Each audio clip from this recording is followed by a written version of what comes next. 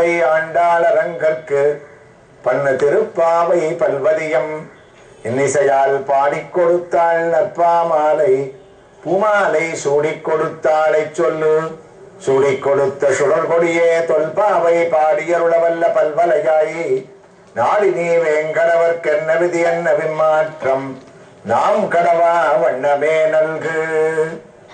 கோபிகை பெண்களே, ஒவ்வொரு நாளும் ஒவ்வொரு பாசுரத்தால் ஆண்டாள் எழுப்புவதாக நாம் அனுபவித்துக் கொண்டிருக்கின்றோம். அந்த ஒரு வரிசையில பரம குதூகலத்தோட கண்ணனிடத்துல பிரேமபக்தியோடு இருக்கக்கூடிய உறங்கக்கூடிய ஒரு கோபிகையை கோதுகலமுடைய பாவாய் என்ற ஒரு வார்த்தைகளால் ஆண்டாள் எழுப்புவதாக இப்பாசுரம் அமைகின்றது. கீழ்வானம் வெள்ளன்னு எரும சிறுவேடு மெய்வான் பரந்தனகான். உள்ளே படுத்துக் கொண்டிருக்கக்கூடிய கோபிகை பெண் வழக்கம் போல கேட்கின்றாள், பொழுது விடுந்ததற்கான அடையாளம் என்னவென்று. கீழ்வானம் வெள்ளன்று, கீழ்வானமானது வெளுத்தது. கீழ்வானம் வெளுத்ததென்றால் சூரிய உதயத்திற்கு முன்னால் அந்த ஒரு சமயமானது வந்துவிட்டது என்றுதானே அர்த்தம். அதனால் நீ எழுந்து வர வேண்டும் என்று சொன்னாளாம்.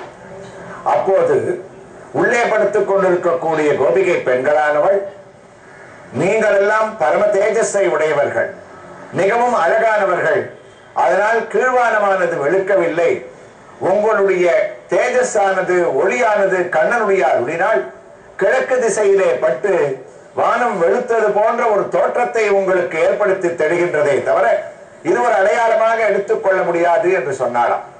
அப்போது வெளியே இருக்கக்கூடிய கோபிகை பெண்கள் கூறுகின்றார்கள், சரி, அந்த அடையாளம் வேண்டாம், எருமை சிறுவீடு மேய்வான் பரந்தனகான்.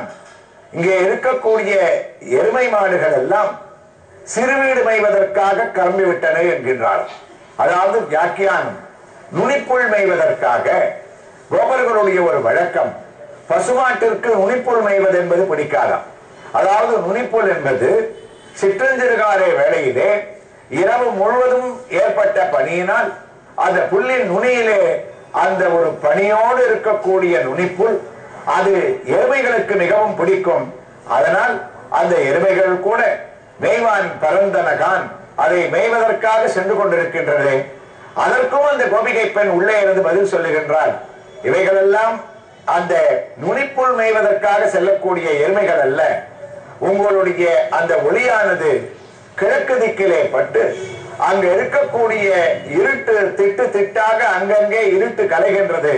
அவ்வாறு கருநிறமானது இருட்டு கலைவது உங்களுக்கு எருமை சிறுவீடு மேய்க்கக்கூடிய ஒரு காட்சியை கொடுக்கின்றது. இதையும் நான் அடையாளமாக சொல்லி நம்ப மாட்டேன் என்று கூறுகின்றாள். எருமை சிறுவீடு மேய்வான் பரந்தனகான், மிக்குள்ள பிள்ளைகளும் போவான் போகின்னாரை போகாமல் காத்து உன்னை கூவுவான் வந்து நின்றோம். அம்மா, மற்ற பிள்ளைகள் எல்லாம் பாவைக்களம் நோக்கி நோன்பு நோக்க இடத்தை நோக்கி சென்று கொண்டிருக்கின்றார்கள். அவர்களையெல்லாம் நிற்க வைத்து விட்டு வந்திருக்கின்றோம். ஏனென்றால் இந்த கோபிகை பெண் முதலிலே எழுந்து வந்து நம்மை எழுப்புவதாக வாக்குறுதி அளித்தாலே, அவளே இன்னும் எழுந்து கொள்ளவில்லையே, அவளை எதுக்காக நாம் எழுப்ப வேண்டும்? பலவிதமான சந்தேகங்களை உள்ளே படுத்துக் கொண்டே எழுப்பிக் கொண்டிருக்கின்றாளே. கீழ்வானம் வெளுக்கவில்லை என்று கூறுகின்றாள், எருமை சிறுமீடு மேயவில்லை என்று கூறுகின்றாள். நாம் அவளை விட்டுவிட்டு போவோம் என்று அவர்கள் கூறினால் கூட போவான் போகின்னாரை, கிளம்பியவர்களை போகாமல் காத்து உன்னை கூவுவான் வந்து நின்றோம்.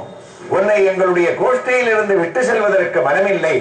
தனியாக நாம் ஒரு இனிப்பை அனுபவிக்க கூடாது. ஏகஸ்வாத்து நபுஞ்சீதா என்ற வியாக்கியானத்திற்கு ஏற்ப உன்னை கூவுவான் வந்து நின்றோம். கோதுகலமுடைய பாவாய் எழுந்திராய், நீ மறுபேச்சு பேசக்கூடாது. ஏனென்றால் கண்ணனுடைய அனுகிரகத்தால் நாம் அனைவரும் பாவை நோன்பை ஆரம்பித்து நோக்க ஆரம்பித்த முதல் நாள் முதல் பரம குதூகலத்தை உடையவர்கள். அப்படிப்பட்ட குதூகலத்தை உடையக்கூடியவர்களுடைய கோஷ்டியிலே நீயும் சேர்ந்தவள். என்ன குதூகலம்? கண்ணனை தவிர நமக்கு வேறு சரண் இல்லை, அவனல்லால் நமக்கு கைமாறில்லை என்று அவனையே தியானித்துக் கொண்டிருக்கக்கூடிய குதூகலம், அவனுடைய சொரூப லாவண்யத்தை தரிசனம் செய்து கொண்டிருக்கக்கூடிய குதூகலம், கேட்டே கிடக்கக்கூடிய குதூகலம், இவ்வளவும் அமைக்கப்பெற்ற கோதுகலமுடைய பாவாய் எழுந்திராய். நாம் எழுந்து என்ன காரியம் செய்ய வேண்டும் என்பதை நீ மறந்தாயோ? பாடி பறை கொண்டு நாம் பாட வேண்டும். பறைவாத்தியங்களை கண்ணனிடம் வாங்கிக் கொண்டு நாம் பாவை நோன்பிற்காக முழங்க வேண்டும். அவ்வாறு பாட வேண்டும் என்றால் உள்ளே படுத்துக் கொண்டிருக்கிறவர்கள் கேட்கிறாள், யாரை பாட வேண்டும்? வழக்கம் போல பாசுரத்தினுடைய பூர்த்தியிலே இந்த ஒரு வரிசையிலே ஆண்டாள் ஏதாவது எம்பெருமானுடைய ஒரு திவ்ய வைபவத்தையோ அவருடைய சரித்திரத்தையோ அல்லது அவருடைய திருநாமங்களுடைய பிரபாவத்தையோ சொல்லி அந்த பாசுரத்தை பூர்த்தி செய்வது வழக்கம். அதுபோல இன்றைய தின பாசுரத்திலேயும் அம்மா நாம் யாரை சோஸ்திரம் செய்ய வேண்டும் தெரியுமா? மாவாய் பிளந்தானை மல்லரை மாட்டிய தேவாதி தேவனை சென்று நாம் சேவித்தால் ஆ வா என்று ஆராய்ந்து அருளேலோர் எம்பாவாய். சரித்திரங்களை கூறுகின்றாள். மாவாய் பிளந்தானை மல்லரை மாட்டிய தேவாதி தேவன், கேசி என்ற குதிரையை அழித்தவன். சென்ற பாசுரத்திலேயே கேசவன் என்று கூறினான். சரித்திரத்தை ஆண்டாள் இந்த பாசுரத்தின் வியாக்கியானத்தில் விளக்கமாக கூறுகின்றாள்.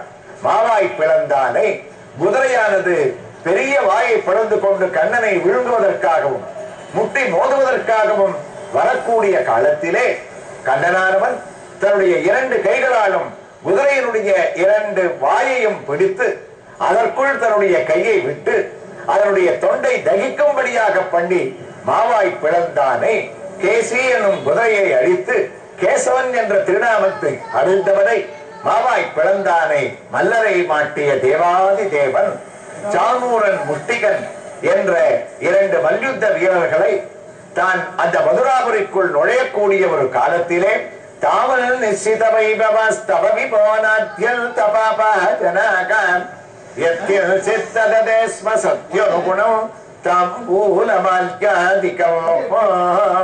அந்த மல்யுத்த வீரர்களுடன் தான் யுத்தம் செய்து மல்லரை மாட்டியவன். அந்த எம்பெருமான் எப்படிப்பட்டவன் தெரியுமா? தேவாதி தேவன், தேவர்களுக்கெல்லாம் தேவனாக இருக்கக்கூடியவன். கண்ணனுடைய ஒரு பிரபாவமே திரைலோக்கிய மகீயசோபி மகிதம் சம்மோகனம் மோகனாத்து காந்தம் காந்திகி நிதானதோபி மதுரம் மாதுரிய துர்யாதபி சௌந்தர்யோத்தரதோபி சுந்தரதரம் தத்ரூபம் ஆச்சரியதோபி ஆச்சரியம். கண்ணன் அழகுக்கு அழகாக இருப்பவன், சௌந்தரியத்திற்கு சௌந்தரியமாக இருப்பவன், மோகனத்திற்கு மோகனமாக இருக்கக்கூடியவன். அதே போன்று உலகத்திலே ஆச்சரியமான வஸ்துக்கள் என்று எவையெல்லாம் இருக்கின்றதோ அந்த ஆச்சரியமான வஸ்துக்களுக்கெல்லாம் ஆச்சரியதோபி ஆச்சரியமாக இருக்கக்கூடிய கண்ணன், அவன் அதைவிட உயர்ந்த ஒரு நிலையிலே இருக்கும் போது தேவாதி தேவனாக அவன் உயர்கின்றான். தேவதைகளுக்கெல்லாம் தலைவனாக இருக்கக்கூடியவன், தேவதைகளுடைய குறையை எப்போதும் பல அவதாரங்கள் எடுத்து அவர்களை காப்பாற்றுவதையே தன்னுடைய கொள்கையாக கொண்டிருக்கக்கூடியவன். அவ்வாறு இருக்கக்கூடிய தேவாதி தேவனை சென்று நாம் சேவித்தால் வாவென்று ஆராய்ந்து கோபிகை பெண்களான நீங்கள் வந்தபடி என்ன, என்னை சரணாகதி செய்ததென்ன என்று நம் அனைவரையும் அழைத்து நம்முடைய நோன்பு விவரங்களை எல்லாம் கேட்டு ஆராய்ந்து நமக்கு அருள்பாலிக்கக்கூடிய எம்பெருமானை சரணடைவோம். குதூகலமுடைய பெண்ணே நீ எழுந்து வாராய் என்று எழுப்பக்கூடிய கீழ்வானம் வெள்ளென்று என்ற அழகான இப்பாசுரத்தில் ஆழ்வார்களுடைய சுவாபதேச வரிசையிலே பிரபன்னஜன கூடஸ்தர் என்று ஆழ்வார்களுக்குள் மிகவும் நாம் போற்றக்கூடிய வேத வேதாந்த அர்த்தங்களை எல்லாம் நமக்கு விவரித்து திருவாய்மொழியாகிய திவ்ய பிரபந்தத்தை அளித்தும் பல எம்பெருமான்களை மங்களாசாசனம் செய்தும் ஆழ்வார்களுடைய கோஷ்டியிலே இவரென்றோ நம்மாழ்வார் நம்மாழ்வார் என்று நாம் குதூகலிக்கக்கூடிய அளவுக்கு இருக்கக்கூடிய அவருடைய சுவாபதேசம் கோதுகலமுடைய பாவாயாக ஆழ்வார்களுக்குள்ளே பகவானிடத்திலே குதூகலத்துடன் இருக்கக்கூடியவர். போவான் போகின்றாரை போகாமல் காத்து என்று நம்மை வழிநடத்தக்கூடிய ஆழ்வாரை சுவாபதேசம் செய்யக்கூடிய இந்த பாசுரம் தேவாதி தேவன் என்று காஞ்சிபுரத்திலே அஸ்திசைலம் அத்திகிரி என்று நமக்கு அனுகிரகித்துக் கொண்டிருக்கக்கூடிய பேரருளாளன் தேவாதிராஜன் தேவப்பெருமாள் என்ற எம்பெருமானை மங்களாசாசனம் செய்கிறார். தாயார் பெருந்தேவி தாயார், புண்ணியகோடி விமானம், ஆளவந்தார், திருக்கச்சி நம்பிகள், ஸ்ரீ ராமானுஜர், சுவாமி தேசிகன், ஸ்ரீ மணவாள மாமுனிகள் முதலியவர்கள் மங்களாசாசனம் செய்த எம்பெருமான் திருக்கச்சி நம்பிகள் மூலமாக தான் மூல விக்கிரகமான நின்ற திருக்கோலத்தோடும் மானேகம் சரணம் ரஜே என்று நமக்கு அடைக்கலம் கொடுக்கக்கூடிய அத்திகிரி அருளாள பெருமாள் வந்தார். ஆனைபரி தேரின் மேல் அழகர் வந்தார். கச்சிதனில் கண் கொடுக்கும் பெருமாள் வந்தார். கருதவரும் தரும் தெய்வ பெருமாள் வந்தார். முக்திமழை பொழியும் முகில் வண்ணன் வந்தார். மூலமென ஓலமிட வல்லார் வந்தார், உத்திரவேதிகைக்குள்ளே உதித்தார் வந்தார், உம்பர் தொழும் கடலுடையார் வந்தார் தாமே என்று தேவாதி தேவனாக பகவான், அதுவும் அங்கு நடக்கக்கூடிய பிரம்மோற்சவ காலங்களிலேயும் திருமஞ்சன வைபவங்களிலேயும் நமக்கு வரதராஜனாக உற்சவமூர்த்தியாக பெருந்தேவி தாயாருடன் அனுகிரகம் செய்யக்கூடிய எம்பெருமானை தேவாதி தேவனாக அந்த திவ்ய கஷேத்திரத்தில் அத்திகிரியில் மங்களாசாசனம் செய்ததாக நாம் சேவித்துக் கொள்ளலாம்.